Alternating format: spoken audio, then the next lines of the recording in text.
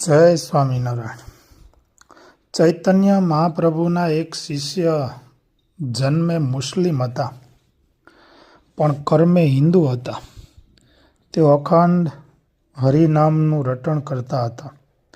દરરોજ તેઓ 1,00,000 જપ કરતા હતા. 24 કલાકમાં તેઓ ફક્ત એક પ્રહર 3 કલાક જ સૂતા હતા. એટલે કે ફક્ત 3 કલાક જ રાત્રે આરામ કરતા હતા અને બાકીના સમયમાં અખંડ હરિસ્મરણ કરતા હતા. ચૈતન્ય મહાપ્રભુએ તેમનું નામ હરિદાસ રાખ્યું હતું.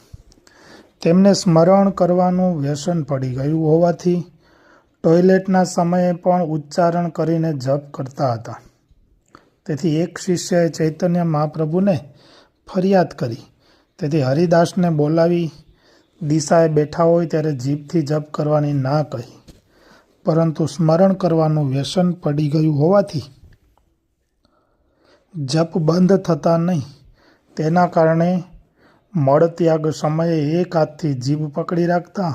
તેથી જીભ પ્રભુ નામ ઉચ્ચારણ કરી શકે નહીં.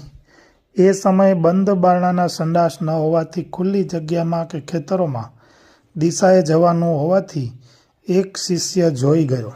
એટલે મહાપ્રભુ પાસે જઈને કહેવા લાગ્યો કે હરિદાસ તો ખાડે બેસે છે ત્યારે જીભને એક હાથથી પકડી રાખે છે.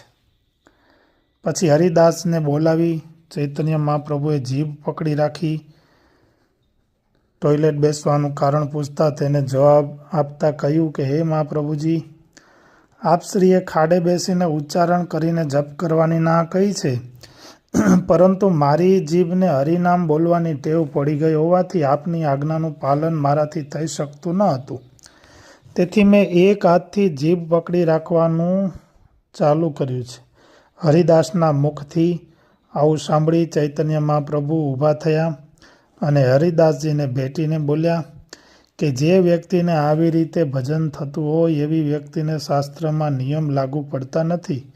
માટે તમારે હવેથી જીભ પકડી અને ખાડે બેસવું નહીં.